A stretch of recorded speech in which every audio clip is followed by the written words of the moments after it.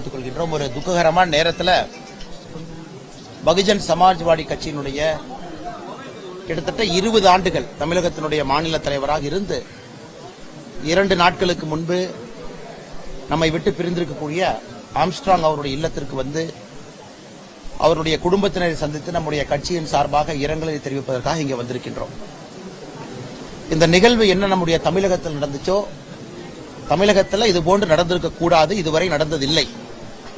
ஆனால் முதலாக சென்னையில் ஒரு பொலிட்டிக்கல் லீடர் பட்ட பகல்ல அவர் கட்டி கொண்டிருக்கக்கூடிய வீட்டினுடைய வாசல்ல ஒரு கூலிப்படையினுடைய தாக்குதல்ல அங்கேயே கொலை செய்யப்பட்டிருக்கின்றார், அவருடைய சொந்த இடத்துல. இதை பாரதிய ஜனதா கட்சி நாங்கள் வன்மையாக கண்டிப்பது மட்டுமில்லை, நம்முடைய தேசிய தலைவர் திரு நட்டா அவர்களாக இருக்கட்டும், நம்முடைய மூத்த தலைவர்களாக இருக்கட்டும், எல்லோரும் கூட தொலைபேசி மூலமாக இதை கேட்டு அறிந்து கொண்டார். நாளை பாரதிய ஜனதா கட்சியினுடைய மூத்த தலைவர்கள் 5 பேர் டெல்லிக்கு போறாங்க. டெல்லியில காலை 11 மணிக்கு நம்முடைய மத்திய இணையமைச்சர் எல் முருகன் அவர்கள் தலைமையில் ஒரு பத்திரிகையாளர் சந்திப்பு நடக்க இருக்கிறது. குறிப்பாக ஆம்ஸ்ட்ராங் அவர்களுடைய கொலை எந்த அளவுக்கு தமிழகத்தில் சட்டம் ஒழுங்கு கேள்விக்குறியாக்கி இருக்குது, அதே நேரத்தில் இதற்கு ஒரு சிபிஐ விசாரணை வேண்டும் என்று கூட தமிழக பாரதிய ஜனதா கட்சி நாங்கள் முன்னெடுத்திருக்கின்றோம். அதையெல்லாம் நாளைக்கு நம்முடைய மத்திய இணையமைச்சர் முருகன் அவர்கள், இங்க இருக்கக்கூடிய தலைவர்கள் எல்லோரும் டெல்லியில 11 மணிக்கு காலையில் பத்திரிகையாளரை சந்திப்பாங்க. அதன் பிறகு நம்முடைய தலைவர்கள் national commission for scheduled cost NCSC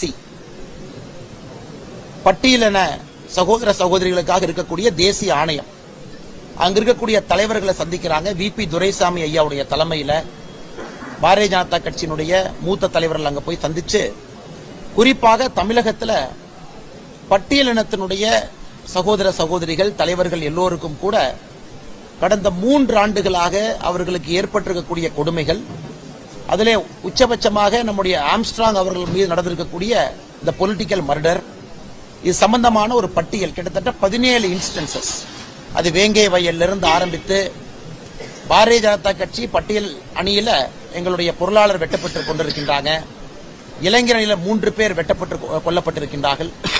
தமிழகத்தில் இது போன்ற 17 நிகழ்வுகளை சுட்டிக்காட்டி நேஷனல் கமிஷன் ஃபார் ஸ்கெட்யூல் கமிஷன்ல நம்முடைய தலைவர்கள் முறையிட்டிருக்கின்றார்கள். சேர்மன் அவங்க தமிழகத்தில் ஏன் இது நடக்குது என்பதை ஆராய்ந்து அதற்கான உடனடி தீர்வு எடுக்க வேண்டும் என்று நாளைக்கு சாயங்காலம் 5 மணிக்கு நேஷனல் ஹியூமன் ரைட்ஸ் கமிஷன் அதனுடைய சேர்மேன முன்னாள் சுப்ரீம் கோர்ட்டினுடைய நீதியரசர் அவங்கள மறுபடியும் VP துரைசாமி அவர்கள் தலைமையிலான குழு NHRCயை சந்திச்சு அவர்களிடமும் கூட இதே விஷயம் சம்பந்தமாக முறையிடுகின்றோம். அதன் பிறகு உள்துறை அமைச்சர் அமித்ஷாஜி அவர்களை சந்தித்து சிபிஐ விசாரணைக்கு தமிழக பாரதிய ஜனதா கட்சி நாங்கள் வேண்டுகோள் விடுக்கப் போகின்றோம். காரணம் சித்தாந்தத்திலே நேர் எதிராக இருந்தாலும் கூட, அவர்கள் எங்களோடு கூட்டணியில் இல்லை என்றாலும் கூட, இது நடந்திருப்பது பாரதிய ஜனதா கட்சியால் ஏற்றுக்கொள்ள முடியாது, தமிழகத்தில் யாரும் கூட ஏற்றுக்கொள்ள மாட்டார்கள். அதனால் இதை நாங்கள் தீவிரப்படுத்தியிருக்கின்றோம். ஒரு பக்கம் அரசனுடைய ஆணையங்கள் மூலமாக, இன்னொரு பக்கம் உள்துறை அமைச்சர் மூலமாக, இன்னொரு பக்கம் பத்திரிகையாளர் நண்பர்களை சென்னையில் சந்திப்பது மட்டுமில்லாமல் டெல்லியில் சந்திப்பது மூலமாக இதை இந்தியா முழுவதும் இந்த செய்தியை கொண்டு செல்ல வேண்டும்.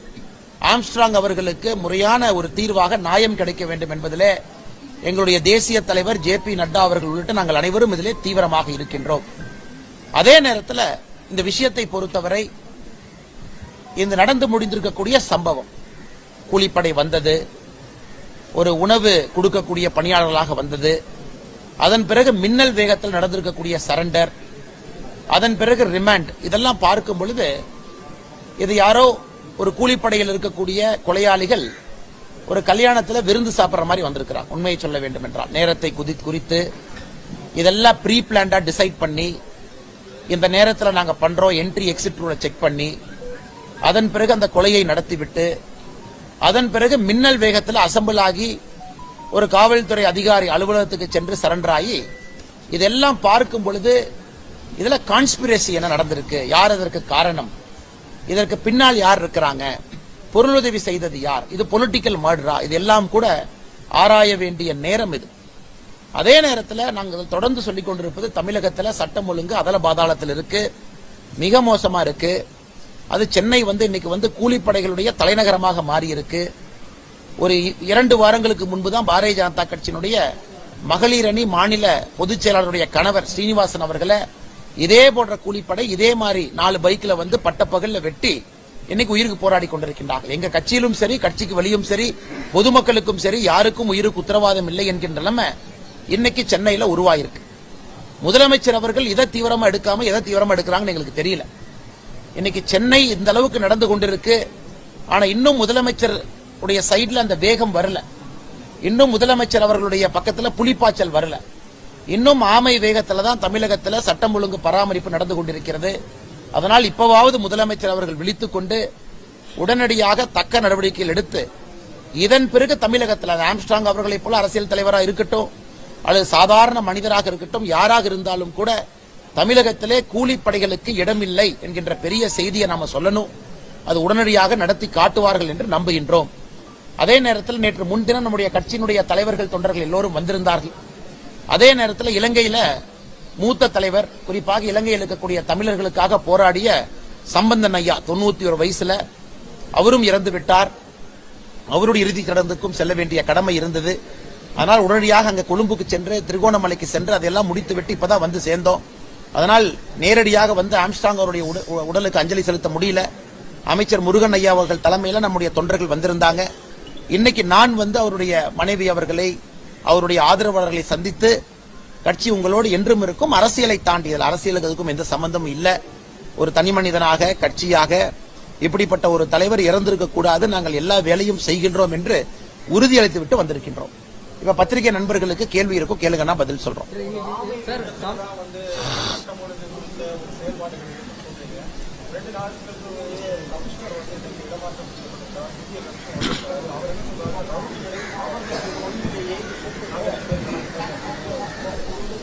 நான் எப்பொழுதுமே இந்த காவல்துறையின் மீது ரொம்ப பிரஷர் போடும்பொழுது என்ன ஆகுனாங்கன்னா, இது ஒரு போலீஸ் ஸ்டேட்டா மாறிடும். தமிழகம் ஒரு போலீஸ் ஸ்டேட்டா மாறக்கூடாது என்பதில் நாம் தெளிவாக இருக்க வேண்டும். முதல்ல என்கவுண்டருக்கு என்கவுண்டர் பாணி அதெல்லாம் போச்சுங்க. நான் 21ஆம் நூற்றாண்டுல 2024 முக்கியமான ஒரு காலகட்டத்தில் இருக்கும். ஆனா இன்னைக்கு நாம் கேட்பது எல்லாமே பிரிவென்டிவ் ஆக்ஷன் கேட்கிறோம். காவல்துறைக்கு அவர்களுடைய பாணியினா ஒரு என்கவுண்டர் பண்ணி கொலை பண்றது, இதுக்குள்ள நாங்க பேச விரும்பலீங்க. அது தமிழ்நாட்டை ஒரு போலீஸ் ஸ்டேட்டா மாத்திரும், நமக்கு அது வேண்டாம். நாம் கேட்பது ஒரு நிகழ்வு நடப்பதற்கு முன்பு காவல்துறை செய்யக்கூடிய வேலைகள். உதாரணத்துக்கு பாத்தீங்கன்னா, கோயம்புத்தூர்ல அந்த ISIS அந்த சூசைட் தாக்குதல், அந்த பர்டிகுலர் பர்சன் மேல வாட்ச் போட சொல்லி போட்டிருந்தாங்க. ஆனா அவன் மேல வாட்ச் பண்ணல. இது போன்ற பேசிக் மிஸ்டேக்ஸ் தமிழ்நாட்டில் நிறைய நடக்க ஆரம்பிக்குது. அதே போல ரவுடிகள் மீது கண்காணிப்பு, ஜெயில யார் இருக்காங்க, வெளியே யார் வர்றாங்க. இன்னைக்கு தமிழ்நாட்டில் நிறைய கொலைகள் பாத்தீங்கன்னா சரண்டர் பண்றாங்க. நம்முடைய கட்சியில லாயர் நிறைய இருக்காங்கன்னா, டாப் கிரிமினல் லாயர்ஸ் இருக்காங்க. பேசும்பொழுது ஒரு விஷயம் தெல்ல தெளிவா என்ன கிடைக்குதுன்னா, தமிழ்நாட்டில் ஒரு மர்டர் நடந்த உடனே அந்த ACO DCO அந்த டாப் கிரிமினல் லாயருக்கு போன் போடுறாரு, அண்ணே கொஞ்சம் ஆளுகளை சரண்டர் பண்ண சொல்லுங்க. உடனே இந்த லாயர்ஸ் நெகோசியேட் பண்றாங்க, நீங்க ட்ரீட்மெண்ட் கொடுக்க மாட்டேன்னு சொல்லுங்க, என்கவுண்டர் பண்ண மாட்டேன்னு சொல்லுங்க, கொலை பண்ண மாட்டேன், அடிக்க மாட்டேன்னு சொல்லுங்க. அதன் பிறகு ஒரு நாள் கழித்து குற்றவாளி சரண்டர் ஆகிறது. தமிழ்நாட்டில் நடக்கக்கூடிய நிகழ்வை நான் உங்களுக்கு சொல்றேன், இதான் உண்மை. முதல்ல இது ஒளியணுங்கண்ணா. ஒரு காவல்துறை ஒரு பெரிய கிரிமினல் லாயரை தொடர்பு கொண்டு, அண்ணே கொலை பண்ணவங்களை நீங்க சரண்டர் பண்ண சொல்லுங்க அப்படிங்கிற வார்த்தை வந்துட்டாவே இது போன்ற நிகழ்வுகள் அதிகமாகும். ஏன்? போலீஸ் தன்னுடைய முன்னெச்சரிக்கை கடமையை சரியாக நடத்தாதனால கிரைம் நடந்த பிறகு ஒரு மீடியா நீங்க போடுற பிரஷர், பப்ளிக் போடுற பிரஷருக்கு உடனடியாக குற்றவாளியை கண்டுபிடிக்கணும், அந்த ஷார்ட்கட் எடுக்கிறாங்க. இந்த ஷார்ட்கட் என்ன ஆகுதுங்கன்னா, ஒரு சரண்டர் ஆனா உங்களுக்கு தெரியும், இன்னைக்கு சரண்டர் ஆயிருக்கிறாங்க. ஒரு காவல்துறை முன்னால் சொல்லக்கூடிய எந்த விஷயம் inadmissible before a court of law. அது இந்தியாவில் இருக்கக்கூடிய ஒரு விசித்திரமான ஒரு சட்டம். இன்னைக்கு சரண்டர் ஆனவங்க கோர்ட்டுக்கு இன்னும் 1 மாசம் கழிச்சு ட்ரையலுக்கு போகும்போது, நான் சரண்டர் ஆனேன் அப்படிங்கறதே கோர்ட்ல ஏத்துக்க மாட்டாங்க. நான் காவல்துறையிட்ட நான் தான் கொலை பண்ணேன்னு சொன்னேன்னு போலீஸ் சொன்னா அது கோர்ட்ல இன்அட்மிசிபிள் எவிடன்ஸ். இது என்ன ஆகுதுன்னா, வேக வேகமா ட்ரையல்ல வெளியே வந்துடுறாங்க. இந்த சரண்டர் ப்ராசஸ்ல யாரும் கூட ஜெயில இருக்கிறது இல்ல. வெளியே வந்ததுக்கு அப்புறம் மறுபடியும் இதே வேலையை செய்யறாங்க. அதனால முதலமைச்சர்கிட்ட நாங்க வைக்கக்கூடிய வேண்டுகோள், காவல்துறையினுடைய அடிப்படை பணிகளை ஸ்ட்ரென்தன் பண்ணு. ஒரு பப்ளிக் பிரஷர் வந்துருச்சு, மீடியா பிரஷர் போடுறாங்க, ஒரு கமிஷனரை மாத்தினேன், இன்னொருத்தர கமிஷனரா போட்டோம், இந்த கமிஷனர் அக்ரெசிவா பேசியிருக்காரு, அது தேவையில்லாத வேலை என்பது எங்களுடைய வேலை. எல்லா ஆளுக்கும் நல்லதான் IPS படிச்சுட்டு வந்திருக்கிறாங்க. இன்னைக்கு அடிப்படை வேலை போலீஸ் ஸ்டேஷன்ல சப் இன்ஸ்பெக்டர், ACP, DCP அந்த லெவல்ல அடிப்படை வேலைகள், ரொம்ப கடுமையான வேலைகள், ப்ராப்பர் செக்கிங், மானிட்டரிங், 107 சிஆர்பிசி குண்டாக்ட் சட்டத்தை ஒழுக்கமா போடுறது, கண்காணிக்கிறது, அவங்களுடைய பினான்ஸ் சொத்துக்களை பறிமுதல் செய்வது கோர்ட்டு மூலமாக, ரவுடிகள் சொத்து, இது எதுவும் செய்யாம ஒரு புல்லட் மூலமா ஒரு ரவுடியை கண்ட்ரோல் பண்ணலாம்னு நினைச்சா இன்னொரு 2 ரவுடி உருவாகும். இதைத்தான் நான் சொன்ன அந்த ஆமை வேகம் சொன்னாங்கன்னா, பேசிக் கிரை ஒர்க் எதுவுமே நடக்காம குற்றம் நடந்த பிறகு காவல்துறை மேல பிரஷர் போட்டு வேலை செய்யற மாதிரி தான் இருக்குங்கண்ணா. இதுதான் உண்மை.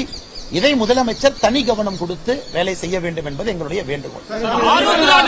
இப்படி வரேன், முடிச்சுட்டு அடுத்து உங்கள்கிட்ட வரேன்.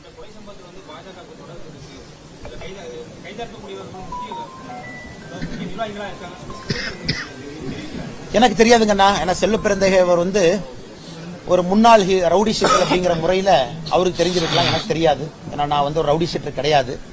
அதனால செல்வ பெருந்தகை யாராவது சொல்லிட்டு செஞ்சாங்களா, இல்ல செல்வ பெருந்தகை தமிழ்நாட்டில் எல்லா ரவுடியும் மானிட்டர் பண்றாரா, இல்ல ஒரு செல்வ பெருந்தகை அடிஷனலா தமிழ்நாட்டுடைய டிஜிபி பொறுப்பேற்றிருக்காரான்னு எனக்கு தெரியாது. எங்கிட்ட யாரும் சொல்லவில்லை. அப்படிப்பட்டவங்களுக்கு பாரதிய ஜனதா கட்சியில இடமும் இல்லை. அதனால செல்வ பெருந்தகை இருந்தாங்கன்னா அவங்ககிட்ட நீங்க தான் கேட்கணும். ஏன்னா ஒரு முன்னாள் ரவுடி ஷீட்டர் அப்படிங்கிற முறையில அவருக்கு ஒரு நெட்வொர்க் இருக்கா அப்படிங்கறது காவல்துறை தான் செக் பண்ணுங்க.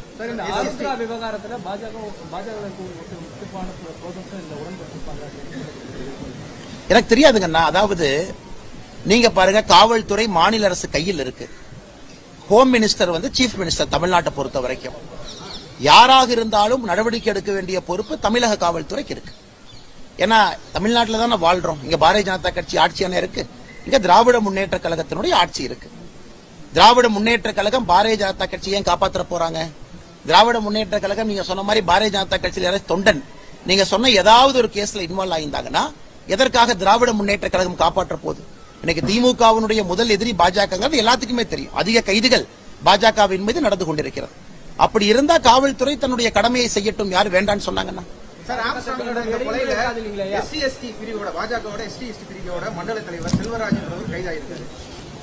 இது மட்டும் இல்லாம பாஜக தொடர்ச்சியா சமூக விரோதிகள் வந்து சேர்க்கப்படுறதா இந்த கட்சியை சார்ந்த தமிழிசை சவுந்தரராஜன் அவர்களே வந்து சொல்லியிருக்கிறாங்க. எங்க கட்சியில் அந்த மாதிரி எங்ககிட்ட எதுவும் ரெக்கார்டு இல்ல, டேட்டா இல்லைங்கண்ணா. அதாவது காவல்துறையினுடைய சரண்டர் ப்ராசஸ்ல, கைது ப்ராசஸ்ல யார் என்ன வேணாலும் சொல்லலாம். ஆனா எங்களுடைய கட்சியில அந்த கட்சியில் எங்க கட்சியில் இருக்கக்கூடிய மாவட்ட தலைவரோ அந்த மாதிரி பொறுப்பு போட்ட மாதிரி யாரும் எனக்கு சொல்லல, ரெக்கார்டு இல்ல. அதே போல கட்சியினுடைய மாவட்டத்தில் இருக்கக்கூடிய ஒரு மண்டல் தலைவர், கட்சியினுடைய அடிமட்ட பொறுப்பு, ஒரு கிளை தலைவர், இவங்க யாருமே யாருக்கும் பொறுப்பு போடல. அதனால் பொறுப்பை நீங்க காட்டணும். கட்சி பங்கன்ல யாராச்சும் பங்கேற்றிருக்காங்களா, கட்சி நடவடிக்கைக்கு வந்திருக்காங்களா, கட்சியினுடைய மீட்டிங்ல உட்கார்ந்து இருக்காங்களா அப்படின்னு. எதாக இருந்தாலும் காவல்துறை அவங்க என்கொயரியில் என்ன வந்துச்சுன்னு சொல்லிட்டு மாநில தலைவராக நான் பதில் சொல்லுகின்றேன். ஆனா எங்க கட்சி ரெக்கார்ட்ல அந்த மாதிரி எது இல்ல. ஒருவேளை பத்திரிகையாளர் உங்களால கண்டுபிடிக்க முடிஞ்சா அதனுடைய கவனத்துக்கு கொண்டு வாங்க. அதன் பிறகு நான் பேசுறேன். ஆனா anyway you talking in English. அதை முடிச்சுட்டு இங்கிலீஷ்ல பேசுவீங்க.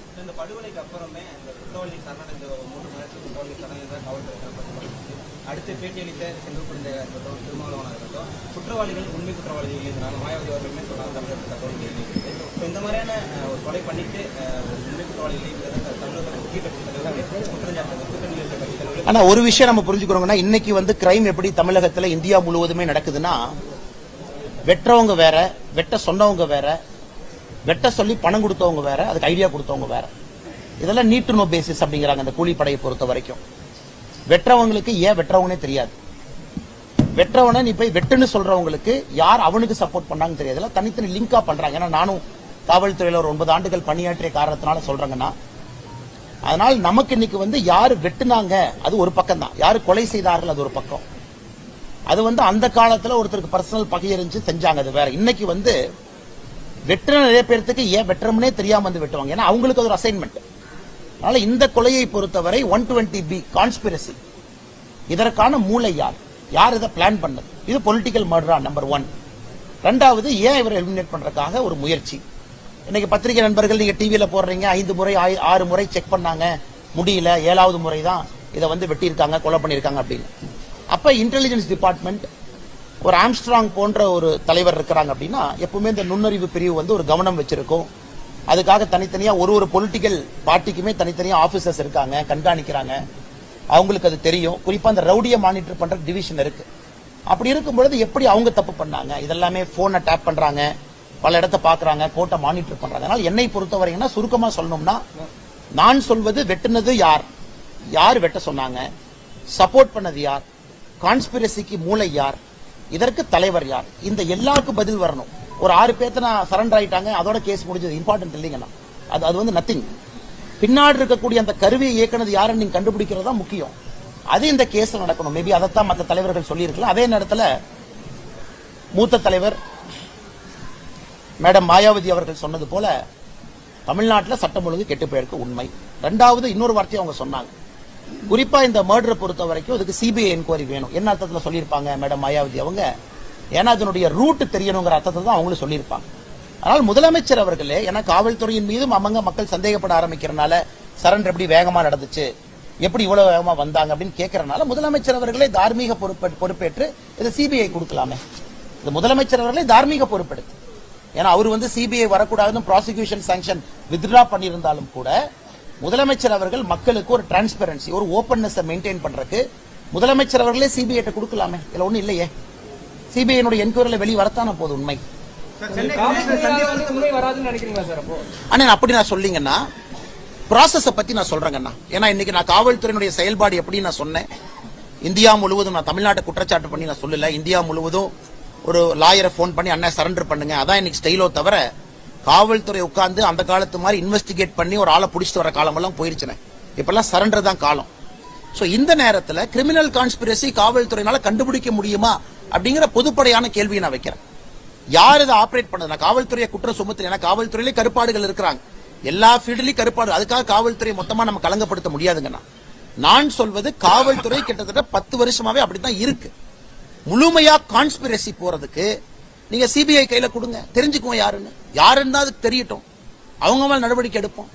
அதனால் பொதுப்படையாக நான் காவல்துறையை குற்றம் சுமத்துவதை விட எங்களை பொறுத்தவரை கான்ஸ்பிரசி யார் என்று தெரிய வேண்டும் என்றால் சிபிஐ கொடுங்க, they will do it. ஏன்னா அவங்களோட ஒரே வேலை இதான். அவங்க டிராபிக் மேனேஜ் பண்றாங்களா, கிரைம் போய் பாக்குறாங்களா, லா அண்ட் ஆர்டர் பாக்குறாங்களா, சிஎம்க்கு பந்தோபஸ்து கொடுக்கறாங்களா, அவர்கள் இருக்கக்கூடிய ஒரே ஒரு வேலை குற்றவாளியை கண்டுபிடிச்சு சிபிஐ கையில கொடுங்க, கண்டுபிடிச்சிட்டு போறாங்க.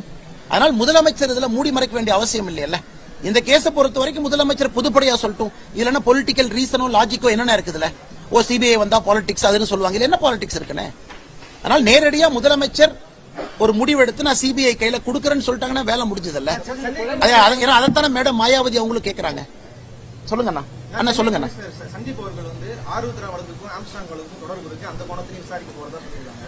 ஆருத்ரா வழக்குக்கு குற்றவாளி அறிவிக்கப்பட்ட ஹரீஷ் அவர்களுக்கு வந்து பாஜக தான் பாதுகாப்பு கொடுத்திருக்கு, பொறுப்பு கொடுத்திருக்கு. அப்போ அந்த வகையில இதுல பதில் சொல்றதுக்கு பாஜக கொடுத்திருக்கு. நாங்க எப்படி பதில் பொறுப்பேற்க முடியுங்கன்னா, நீங்க 3 வருஷமா இன்வெஸ்டிகேட் பண்றீங்க. நான் ஹோம் மினிஸ்டர் வந்து டிஎம்கேல இருக்காங்க, சீஃப் மினிஸ்டர் தான் ஹோம் மினிஸ்டர். ஏன் நடவடிக்கை எடுக்கல?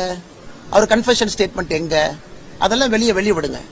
நான் சொல்வது 3 வருஷமா நீங்க தான் இன்வெஸ்டிகேட் பண்றீங்க. பிஜேபி இங்க பவர்ல இருக்கா? இல்ல கருணாகராஜன் அவர் பிஜேபி ஆட்சியில ஹோம் மினிஸ்டரா? டிஎம்கே தானே ஹோம் மினிஸ்டர். அவங்க தானே ஆக்ஷன் எடுக்கணும், அவங்க தானே வெளியே சொல்லணும். அக்யூஸ்ட் யாராக இருந்தாலும் கூட கரெக்டுங்கண்ணே. யூகத்தின் அடிப்படையில் எப்படி பதில் சொல்றது? காவல்துறை ஒரு பிரஸ் மீட் வச்சு சொல்லிருக்காங்களா? காவல்துறை அப்படி இருந்தா ஏன் நடவடிக்கை எடுக்கலையும் நான் கேட்கிறேன். அமர் பிரசாத் ரெட்டி அவர்களே வந்து ஹரீஷுக்கு வந்து சர்டிபிகேட் கொடுத்திருக்காரு. டைம்ஸ் ஆஃப் இந்தியால வந்து அவர் நல்லவர் தான், தமிழக அரசு தான் வந்து காழ்ப்புணர்ச்சியில அவர் மேல வழக்கு போட்டிருக்குன்னு சொல்லி அமர் பிரசாத். கரெக்டுங்கண்ணா. நீங்க சொல்ற மாதிரி பாரதிய ஜனதா கட்சி ஒரு தொண்டர் தலைவர் இதுல இன்வால்வ் ஆயிருக்காங்க, சம்பந்தம் இருக்குன்னா காவல்துறையை நடவடிக்கை எடுக்கல. அதுக்கு நான் கேட்கறது நியாயமான கேள்வி தானே. காவல்துறையை நடவடிக்கை எடுக்கல. ஒருவேளை நீங்க பொலிட்டிக்கல் மோட்டிவ்ல பண்ணா கூட கோர்ட் வந்து ஒரு நியூட்ரல் ஆர்பிட்டரா இருக்கு. 3 ஆண்டுகள் ஆச்சு, காவல்துறையை நடவடிக்கை எடுக்கல. நான் காவல்துறையாவது நடவடிக்கை எடுக்க வேண்டாம்னு சொல்றோம். அது காவல்துறை பாரதிய ஜனதா கட்சி மீது நடவடிக்கை எடுக்காம இருக்குமா? நீங்களே சொல்லுங்க. ஏன்னா நம்மால் ரோட்ல ப்ரொடெஸ்ட் பண்ணாவே அரெஸ்ட் பண்ணி 11 மணி வரைக்கும் வைக்கிறாங்க. ரோட்ல ப்ரொடெஸ்ட் பண்ணாவே அரெஸ்ட் பண்ணி 11 மணி வைக்கிறாங்க. நீங்க நல்லா புரிஞ்சுக்கங்க. இந்த இன்வெஸ்டிகேஷன் நீங்க சொல்ற எந்த கேஸாக இருந்தாலும் கூட நடத்துவது திராவிட முன்னேற்ற கழகத்தினுடைய அரசு, அவர்கள் சார்ந்திருக்கக்கூடிய காவல்துறை. இதுக்கு நான் எப்படி பதில் சொல்லணும்? இந்த கேள்வியை நியாயமா நீங்க முதலமைச்சர்கிட்டயோ, தமிழ்நாட்டுடைய ஹோம் மினிஸ்டர் முதலமைச்சர் அவர்கிட்ட தான் இந்த கேள்வி நீங்க கேட்கணும். இந்த கேஸ் என்னாச்சு, இது ப்ரோக்ரஸ் என்ன, இல்ல பொலிட்டிக்கல் லிங்க் என்ன? அதனால முதலமைச்சர் சொல்ல வேண்டிய பதில் நான் எப்படி சொல்ல முடியுங்க? நான் காவல்துறை அவங்ககிட்ட தான் ரிப்போர்ட் பண்றாங்க. அடுத்து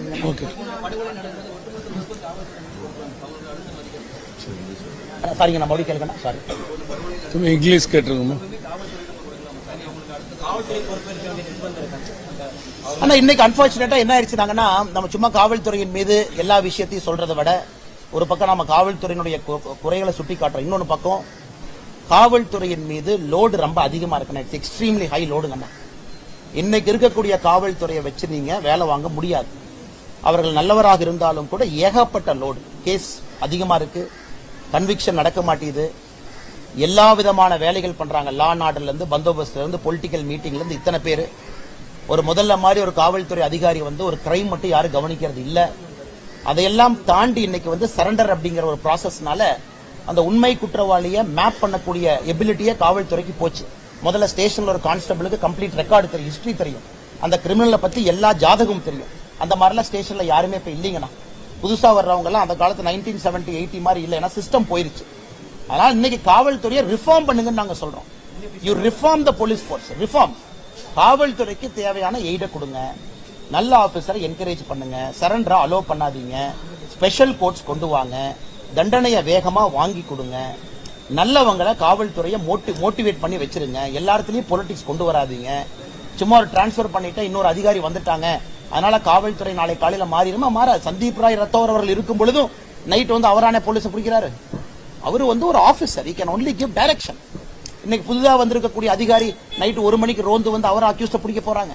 சோ காவல்துறையில 99% வேலை நடப்பது கீழ்மட்டத்தில், ஒரு சப் இன்ஸ்பெக்டர், இன்ஸ்பெக்டர். அந்த லெவல்ல நீங்க சரி பண்ணாம வெறும் ஆபீசரை மாத்தி மாத்தி எப்படி பெருசா சிஸ்டம் சேஞ்ச் ஆக போகுதுங்கன்னா?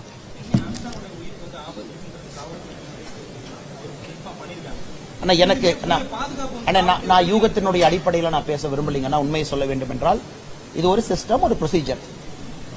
உயிருக்கு ஆபத்து இருக்கா?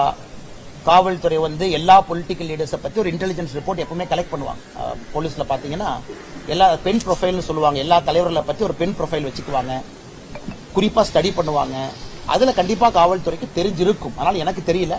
இதற்கு பதிலளிக்க வேண்டிய முதலமைச்சர் மட்டும்தான். காரணம், இன்னைக்கு தமிழ்நாட்டில் எத்தனை தேசிய கட்சிகள் இருக்கு, எத்தனை மாநில கட்சிகள் இருக்கு, எத்தனை தலைவர்கள் இருக்கிறாங்க, அல்ல சென்னையில தொடர்ந்து இதெல்லாம் நடக்குது, ஏன் நடக்குது, இன்டெலிஜென்ஸ் டிபார்ட்மெண்ட் மேல ஏன் ஆக்ஷன் எடுக்கல, அதை பத்தி நான் போக விரும்பலீங்கன்னா இதற்கு நான் பதில் சொன்னா அது சரியா இருக்காது.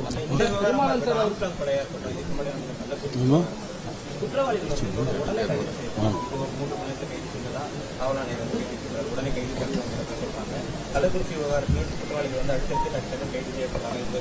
அந்த பிளேஸ் எல்லாம் கண்டுபிடிக்கிற காவல்துறை ஏன் அதை முன்கூட்டியே கண்டுபிடிக்க மாட்டேங்குது? நான் காவல்துறை கைது செய்யற விதத்தை பத்தி நான் பேசிட்டு இருக்கேங்கண்ணா. இந்த காவல்துறை மேல ஏகப்பட்ட பிரஷர் கொலை நடந்த உடனே என்னாச்சுன்னா சரண்டர் அப்படிங்கிறது நார்மல்சி ஆயிடுச்சு. It's become normal process. முதல்ல சரண்டருங்கிறது எப்போது நடக்கும். இன்னைக்கு தமிழ்நாட்டில் சரண்டருங்கிறது 10ல் 7 கேஸ் நடக்குது, வேகமா நடந்துருது. இந்த சிஸ்டத்து மேலதான் பிரச்சனை. இதை முதல்ல விடுங்க அப்படின்னு நான் சொல்றேன். ஆர்குமெண்ட் 1. ரெண்டாவது, இதுல காவல்துறையினுடைய குறைபாடுகள் இருந்தா நடவடிக்கை எடுங்க, ஆபீசர்ஸ் மேல, இன்டெலிஜென்ஸ் டிபார்ட்மெண்ட் மேல. மூன்றாவது, எல்லா பொறுப்பும் நம்ம காவல்துறையின் மீது போடுவதும் சரியல்ல. காரணம், காவல்துறைக்கு ஃப்ரீயா வேலை செய்யக்கூடிய அந்த சந்தர்ப்பத்தை உருவாக்க வேண்டியது பொலிட்டிக்கல் அட்மினிஸ்ட்ரேஷன். ஒரு ஃப்ரீடம் அவங்களுக்கு இருக்கணும், அவங்களுக்கு தேவையான ஆபீசர்ஸ் இருக்கணும். ஒரு சப் இன்ஸ்பெக்டர், இன்ஸ்பெக்டர்ல இருந்து நீங்க யார வேணாலும் போட்டுட்டு ஒரு ஆபீசரை மேனேஜ் பண்ணணும்னு சொல்ல முடியாது. அதனால அதுக்குள்ள நான் போக விரும்பலீங்கன்னா, ஒரு சிபிஐ மாதிரி ஒரு ஏஜென்சி வரும்பொழுது எல்லாமே தெரியும். கான்ஸ்பிரசியினுடைய ரூட் எங்க எல்லாமே தெரியும். ப்ரீ பிளான்ட் சரண்டரா தெரியும். யாராச்சும் பேசிட்டு சரண்டர் பண்ணாங்களா, எல்லாத்துடைய போன் ரெக்கார்டை செக் பண்ணும்போது தெரியுதாங்க போகுது. அதனால் தான் மறுபடியும் கேட்கின்றோம், இதுக்கு சிபிஐ என்கொயரி வேண்டும் என்று. கொஞ்சம் சத்தமா சொல்லுங்க, கடைசி கேள்வி எடுத்துக்கலாம், சத்தமா சொல்லுங்க.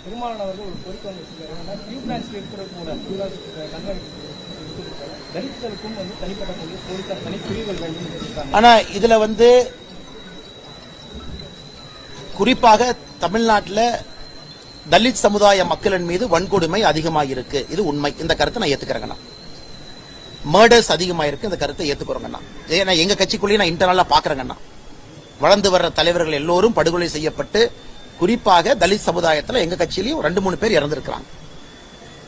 அண்ணே, ஒரு விஷயத்தை நம்ம என்னன்னாங்கண்ணே, இது எல்லாமே சிம்பிளா ஒரு நாட்டை போட்டு முடிச்சிடறோங்கண்ணா. இவருக்கு பகை, அந்த பகைக்காக ஒருத்தர் கொண்டாங்கன்னு ஒரு சிம்பிள் நாட்டை போட்டு முடிச்சுட்டு போயிடுறோம். அதை தாண்டி யாருமே பாக்குறது இல்ல. ஒரு பகையை பயன்படுத்தி பொலிட்டிக்கல் மர்டர் நடந்ததா தெரியாது. அதனால் எங்களுடைய வேண்டுகோள், தனியாக பிரித்து பார்க்க வேண்டாம். காவல்துறை எஃபிஷியன்டா வேலை செய்யணும், அதிகாரிகள் பொறுப்பேற்றுக்கணும், முதலமைச்சர் காவல்துறை இயங்குவதற்கு ஒரு ஃப்ரீடம் கொடுக்கணும். இது 3 நடக்கணும். ஆனா தமிழகத்தில் தலித் சமுதாய மக்களின் மீது வன்கொடுமைகள், மர்டர் உட்பட அதிகமாக இருப்பது உண்மை. அதனாலதான் பாரதிய ஜனதா கட்சியினுடைய தலைவர்கள் அண்ணன் VP துரைசாமி அவர்கள், அண்ணன் பொன் பாலகணபதி அவர்கள், அக்கா கார்த்தியாயினி அவர்கள், இதே பகுஜன் சமாஜ்வாடி பார்ட்டியில முன்னாள் ராஜ்யசபா MP ஐயா குழந்தைவேல் அவர்கள் இன்னைக்கு பாரதிய ஜனதா கட்சியில் இருக்காங்க. இந்த 4 பேரும் நாளைக்கு டெல்லியில் இருக்காங்க. அண்ணன் முருகன் அவர்கள் உட்பட எங்களுடைய கட்சியில பெரிய தலித் சமுதாய தலைவர்கள் இவங்க எல்லாம். இந்த 4 பேரும் போய் தான் அப்பீலே பண்றாங்க, பிரஸ் மீட் வைக்கிறாங்க. அதன் பிறகு SC/SC கமிஷனை போய் பாக்குறாங்க, NHRC கமிஷனை போய் பாக்குறாங்க. நாங்களும் இதை கம்பீரமாக எடுத்திருக்கின்றோம் என்று சொல்வதற்காகத்தான் அதை விலைக்கு சொல்றேங்கண்ணா, மற்றபடி வேற எது இல்லைங்க. பாஜக சமூக விரோதிகள் உங்களுக்கு தெரிஞ்ச அளவு அப்படி யாரும் இல்ல, வெளிப்படையா யாரும் அதை ப்ரூவ் பண்ணலன்னு சொல்லுவீங்க. இப்போ 2 நாளைக்கு முன்னாடி வந்து பாஜகவோட மாநில வழக்கறிஞர் பிரிவோட செயலாளர் வந்து அலெக்சி சுதாகர் வந்து கைது செய்யப்பட்டதா களத்துப்பாக்கி கொடுத்திருக்காங்க. அதே மாதிரி சீர்காழி சத்யான்றவரும் கைது செய்யப்பட்டிருக்காங்க. ஒரு விஷயத்தை நீங்க புரிஞ்சுக்கணுங்க, அலெக்ஸ் அவங்க விஷயத்தை பொறுத்த வரைக்கும் பால் கடராஜன் எல்லாமே இங்க இருக்கிறாங்க.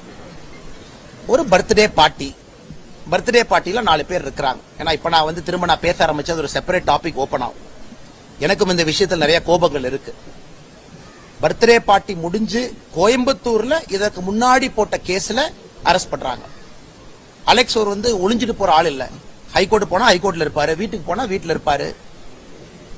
அந்த கேஸ இன்னைக்கு பர்த்டே அன்னைக்கு அரெஸ்ட் பண்ணி இதற்கு முன்னாடி போட்ட FIRல லிங்க் பண்றாங்க. அதனால இந்த கேஸ் நான் ஆரம்பிச்சு பேசுறாங்கன்னா எனக்கும் காவல்துறையின் மீது நிறைய கோபம் இருக்கு.